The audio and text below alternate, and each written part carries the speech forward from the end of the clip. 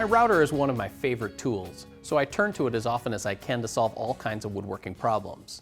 One of those is when I need to make round parts. There's all kinds of ways to do it, but I think the best way to make a round tabletop is to use a router and a trammel jig. Now you could make a basic router jig yourself, or you can find commercial ones and just plug your router into it and be off to the races. But I think it actually helps to make a particular router trammel, and this one is the one that you want to make. It goes together really quickly and easily. It starts with a platform that your router sits on, but then the main beam of the jig is made up of an aluminum ruler that you can find at any hardware store inexpensively. Attached to the ruler is a pivoting block. On the back side of the block, there's a pin that fits into a hole that you'll drill in an unseen part of your workpiece. That will allow the router to pivot around and cut the circular workpiece.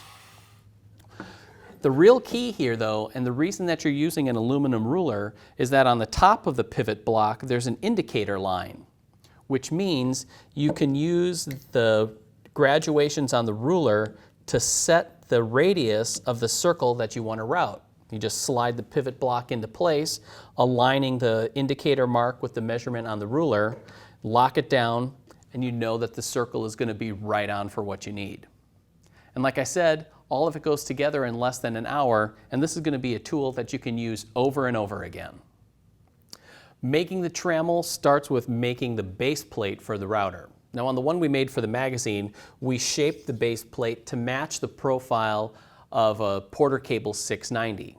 But frankly, the final shape of it doesn't really matter, and it's all up to you. The thing that does matter is where you lay out the center point where the hole for the router bit is going to be. And that's important because that's going to be used to register the aluminum ruler so that your router jig is set up accurately. So once you've marked where that center point is, you can bring the router into place and line that up so that the bit is going to be centered over the top of that base plate, and then mark the locations for attaching the router to the base plate. I'll take care of that, and then we'll talk about attaching it to the ruler.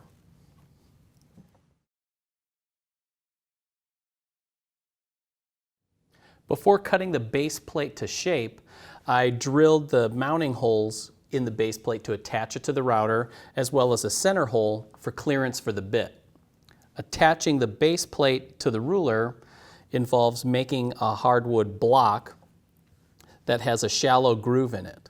That groove matches the width of the aluminum ruler, but it's not quite as deep. And that's because I need a second block to act as the pivot block. And that one needs a groove in it as well. And in order to lock into place, this plexiglass top piece presses down and pinches the ruler into the groove.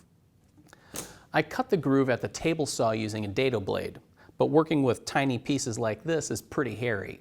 Instead, I made a much longer blank that I could more easily control at the table saw and keep my fingers away from the blade.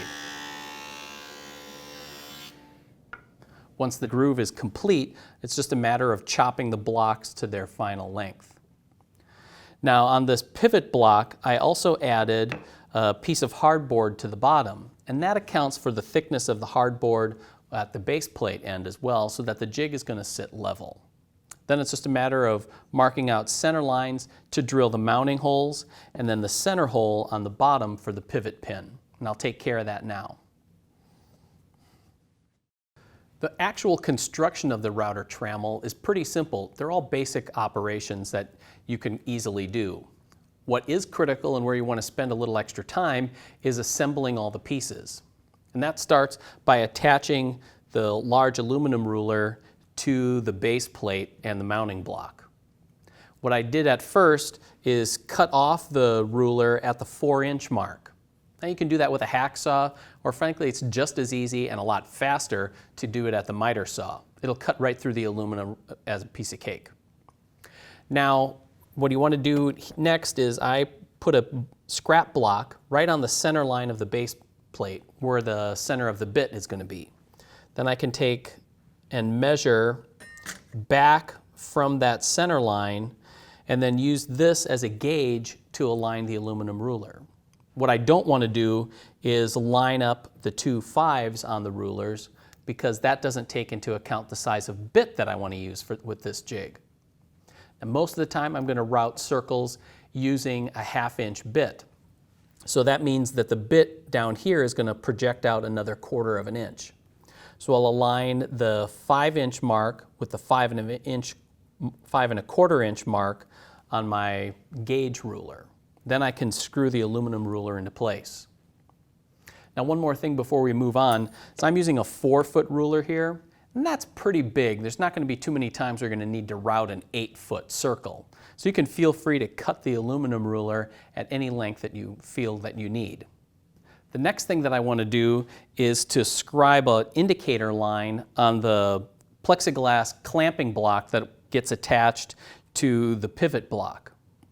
To make that indicator line, I've attached the piece of plexiglass to my workbench with some double-sided tape. That's going to hold it in place, and I'll use an adjustable ruler or adjustable square and a sharp knife and scribe that line.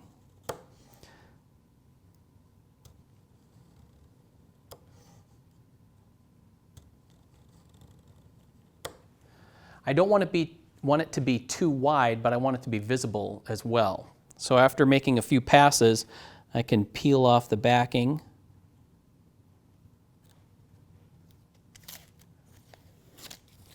and then pry the plexiglass off the bench.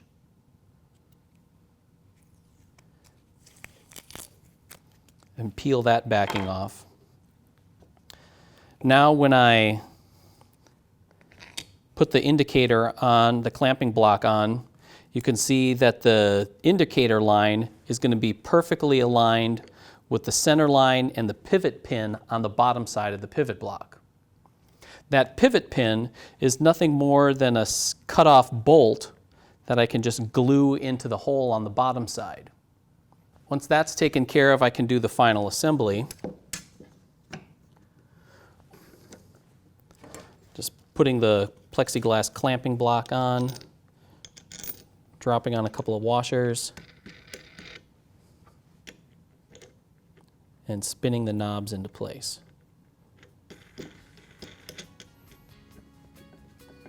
And with that, I can attach my router, and this trammel is ready to set up for accurate circles in any kind of workpiece.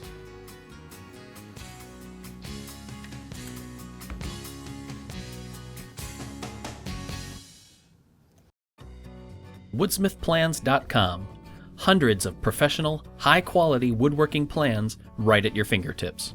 Every single plan is presented as an easy-to-download digital package that includes pages of step-by-step instructions, full-color photos, illustrations, and exploded views, retail sources for hardware and supplies, plus a cutting diagram and materials list.